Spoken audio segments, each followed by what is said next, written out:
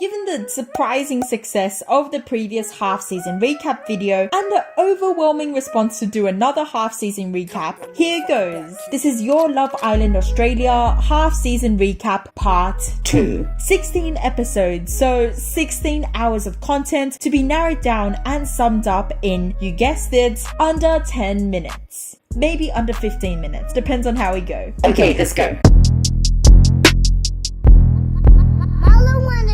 We pick up where we left off with Aaron coming in. Despite what I said about Cynthia being on the chopping block, it turns out Aaron's actually very interested in Cynthia and they end up forming a bit of a very cute connection. Jordan's been messing around between Owen and Matt, but ends up picking Owen and completely friendzoning Matt. Isabel, despite having friendzoned Matt as well, does seem as though she's interested in seeing where their friendship could go. It's elimination time between Owen and Matt. Owen backs off because he wants to give Matt a chance, but it's really because he knows that he's the one who's going to be eliminated right from when the announcement is made. The bomb squad gets to pick who goes home. No plot twists here, but it's Owen who is the one who's cut from the island. With Owen eliminated, Matt is the only single boy, and Isabel and Jordan and Bianca are also single. Isabel and Jordan go a bit crazy for Matt, like those lions in David Attenborough's documentaries when they go for their prey. Despite the both of them saying that they're friends, both of them continuously snake each other by saying the other one is not genuine and is the one who's using Matt, etc, etc. Isabel is the person with the upper hand, being currently paired with Matt, and ultimately says, "Yo Matt,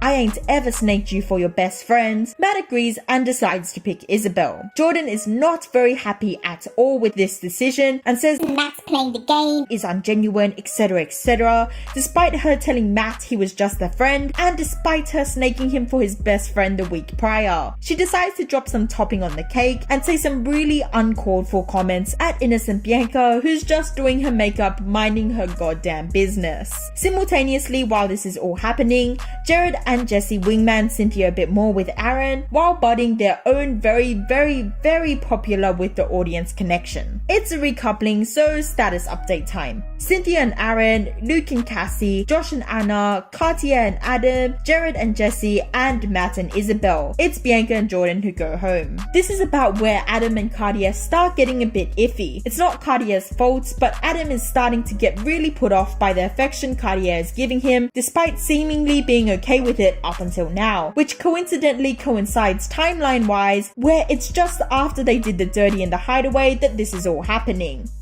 That's a bit sus. Jared and Jesse are going on really well. Jesse can really see something in Jared that she hasn't seen in anyone else who she's been partnered with. Isabel and Matt are trying out their lucks in terms of a connection, and even though it's early days, both seem to be trying to really develop something between them. Cassie and Luke have a huge argument about her partying and coming home at 6 a.m, which results in the two of them deciding relationship between them is probably just not going to work. Boom, intruder alert. Todd and Blake. Todd is an ex-footballer and is not letting anybody forget that. To Jared's alarm, Jessie is immediately interested and she gives Jared literally no reassurance at all, like 0%. The new intruders, Todd and Blake, take Jessie and Isabel respectively out on dates. Todd asks Jessie what's going on between her and Jared, and she downplays her whole relationship with him, opting to say the two of them are just friends and trying to see where their friendship will take them, breaking all of Australia's hearts. Isabel and Blake are having their own little thing playing out at the same time. Back at the villa, Jared is understandably upset at everything that's happening with Jessie, having formed what seemed to be a genuine connection with her. Oh yeah, and Matt is also chucking a sook despite being caught between two girls literally a day or two beforehand. Jessie goes back to the villa and underplays what happened with Todd to Jared. They have a big confrontation where Jared accuses her of not having his back and not giving him any reassurance at all. Jessie cries, Jared cries, everyone's crying, yada yada yada. Adam and Katia's issues have escalated to a point where Katia is not able to tell Adam what she needs from him because her needs are the direct opposite to his. Our two strongest couples who everyone had suspected will make it to the finale are literally crumbling before our eyes. It is about this time that everyone begins to realize that Katia is 19 and Adam is 27. Ooh-wee. Matt has a bit of a confrontation with Isabel where he basically says she used him. Isabel says, It's not the Matt show. which is single-handedly the sentence that has been said so far that I agree with the most. Status update. Blake picks Isabel and Todd obviously picks Jesse. The rest of the couples stay more or less the same. Jared decides to leave the villa because it just isn't the place for him anymore, and Jessie cries at this but doesn't really say or do anything else to confirm that she ever liked Jared to begin with. Adam and Cartier break up. This moment actively demotes Adam from the public's favourite in the villa to the least favourite. We literally went from every second tweet on Twitter in the Love Island hashtag being an Adam appreciation post to an Adam needs to be dumped off the island, better yet dumped into the sea post. Cassie and Luke again have a huge argument about comments he made while they were still romantically coupled up, despite not being romantically coupled up anymore. Cartier, now technically single while technically being in a couple, is getting to actively know Matt, which is good for her because why would she hold herself to a guy who has made it so clear to her that he doesn't want to be with her anymore after conveniently getting some movements in the sheets from her. Intruder alert. Margarita comes in with an eye really just for Adam and Luke. However, Luke, Matt and Blake are immediately drawn to Margarita. Despite Matt's best efforts, she's just really not interested in him because, quote unquote, he's a sook. Adam tries to nobly pull out of the race for Margarita's heart by saying that he prefers more natural women, but everyone can tell it's basically because he's dropped off her radar a bit.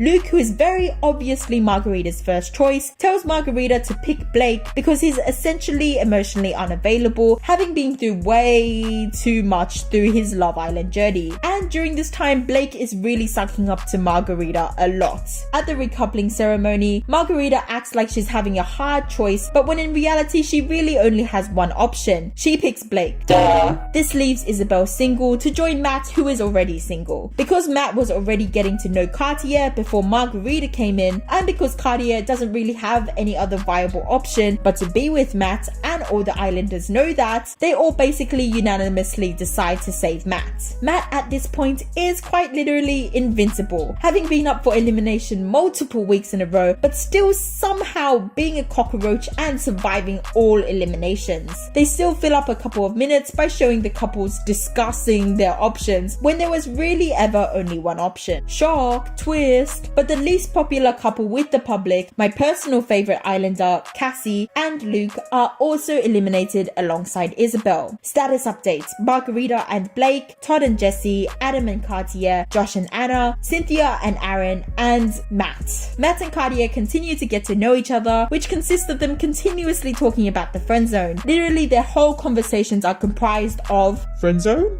Friend zone. Unless... Haha, unless... It might only be me here, but I find it a bit suspicious where Matt has known Cartier right from the beginning and has never given her a second look until it was revealed that she was interested in him, and then it was full on love mode.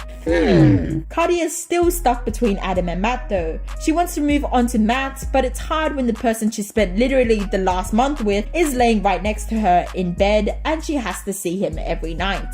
Elimination time. The choice is Cartier's and it comes down to Adam and Matt. It's the final recoupling, so they're running a format where if the girl picks a guy, he also has to pick her back to remain in a couple. This was clearly a tactic they only introduced in anticipation that Cartier would pick Adam. Spoiler alert, she surprisingly didn't. Although they did have a really cute moment where Adam, not Matt, was the one who ran up to her and basically said she owed it to herself to pick somebody who would pick her right back. This was Adam's redeeming move. However, ultimately, it is also Adam that is eliminated from the island. Jesse and Todd get to enjoy the hideaway, which would make this her second time in the hideaway with someone who she's been paired up with for half a week maximum, despite Cynthia and Aaron not having this luxury at all. The house is kinda extremely quiet and quite bland without Adam's strokey presence or Cassie and Luke's arguments. It's the final 5 and the first elimination night, and Margarita and Blake were the first to be eliminated.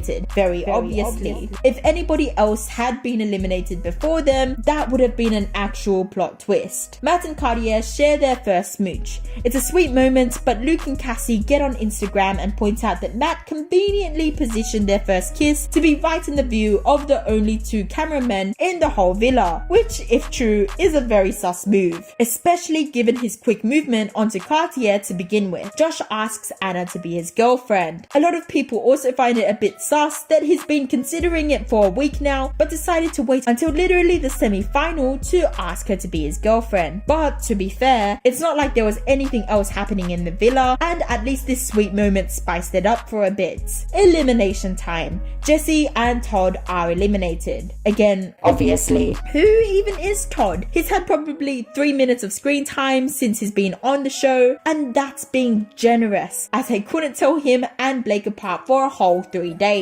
It's finally the final three. The final three couples each get to go on epic dates. Matt and Katia are the first up and get a private helicopter ride and enjoy a beautiful moment on the beach. Anna and Josh get to enjoy the luxury of a massive yacht, and Cynthia and Aaron get a plastic table on the beach. Yikes. To be fair, they did get to enjoy jet ski moments, but that isn't until later on. Josh makes a really sus comment to Anna about being concerned for Cynthia and that he isn't sure that Aaron's genuine for her. This is really sus given that it's literally the day before the finals, and if he had had these concerns, wouldn't he have found the time to voice them earlier, or at the very least voice them to Cynthia's face? He had the balls to do it when it came to Vanessa and Matt, but conveniently doesn't say anything to Cynthia at all, despite caring for her. It's finally finale time, and it couldn't have come quicker because the past few days had just been a whole bunch of filler. After a whole 45 minutes of additional filler, we finally get our results. Surprisingly and very disappointingly, Cynthia and Aaron, one of the only two genuine couples left, came third. They lost to Katia and Matt, who paired up like 3 days earlier max. This is about the point where a lot of people turn off their TVs. For those who didn't, the rest of the episode wasn't a surprise. Matt and Katia came second when they should have come last year. Haha. Get it? Leaving Josh and Anna to win the series. Out of both Anna and Josh, Josh was the person who picked the envelope with the money, but obviously he opts to split it, wrapping up this whole season of Love Island. So to sum up the differences between the first recap and the second recap, most of the couples that were set up in the first recap did not remain together throughout the rest of the season, but all the best to our final three couples. I have way more thoughts about the Love Island finale, which might be a bit controversial, coming up in an upcoming video. But what did you guys think about this season? Did you enjoy it? Did you find it a little bit bland compared to last season or compared to the UK version? Leave your thoughts down below. Make sure to leave a like and subscribe if you haven't as well. See y'all in the next one. Adios amigos!